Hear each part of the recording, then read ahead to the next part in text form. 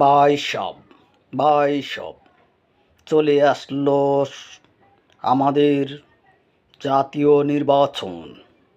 বাংলাদেশের 17 বছর পর জাতীয় নির্বাচন এসেছে। সংসদে এমন এমন লোক পাঠাবেন যে লোকগুলোর দ্বিধা দ্বন্দ্ব নাই, দক্ষতার সঙ্গে আমাদের সাথে প্রতারণা করবে না, দক্ষতার সাথে কাজ করবে, বাংলাদেশের প্রত্যেকটা মানুষকে ঘরে দুয়ারে গিয়ে দেখাশোনা করবে, দেখবে, খবর নেবে, সেই লোকটাকে তোমরা ভোট দিবা।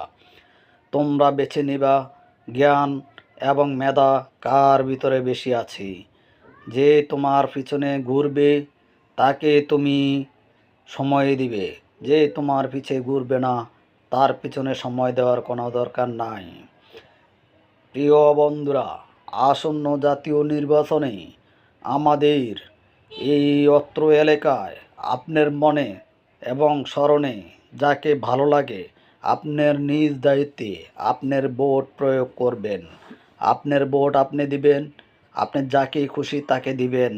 এই কথাটা আমরা 20 বছর আগে শুনেছিলাম, এখন আবার সেই কথাটা ফিরে আসছে।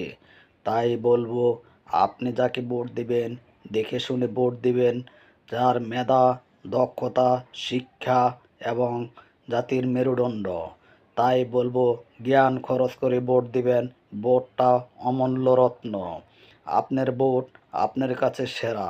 আপনার একটা ভোটের কারণে অনেকে হারিয়ে যেতে পারে, আর একটা ভোটের কারণে অনেকে জিতে যেতে পারে। তাই বলবো, নিজের অমূল্য রত্ন ভোটটাকে আপনি সুন্দরভাবে নিজের নিজ দায়িত্বে নিজ গ্রামের কেন্দ্রে গিয়ে সুন্দরভাবে ভোট প্রয়োগ করবেন। কারো প্রলোভনায় পড়বেন না, কারোর সাথে চুক্তি করবেন না, কারোর থেকে 5 টাকা খাবেন না। তাহলে এটার কফিয়ত নির্বাচনের পরে আপনাকে দিতে হবে। তাই বলবো, আসন্ন জাতীয় নির্বাচন আমাদের বাংলাদেশের শ্রেষ্ঠ এবং সুন্দর পরিবেশে নির্বাচন হবে। তাই বলবো, সবাই সবার নিজ দায়িত্বে নিজ গ্রামের মানুষের সাথে চুক্তি করে যাওয়ার কোনো প্রয়োজন নাই। আপনি নিজের দায়িত্বে নিজে যাই ভোট দিবেন, লাইনে দাঁড়িয়ে সিরিয়াল মতন থেকে আপনি ভোট দিবেন। আপনি কারো প্রলোভনায় পড়বেন না, কারোর কাছে বিক্রি হবেন না, কারোর কাছে মাথা নত করবেন না। আপনার ভোট আপনি দিবেন, যাকে খুশি তাকে দিবেন। আমার ভোট আমি দেব, যাকে খুশি তাকে দেব।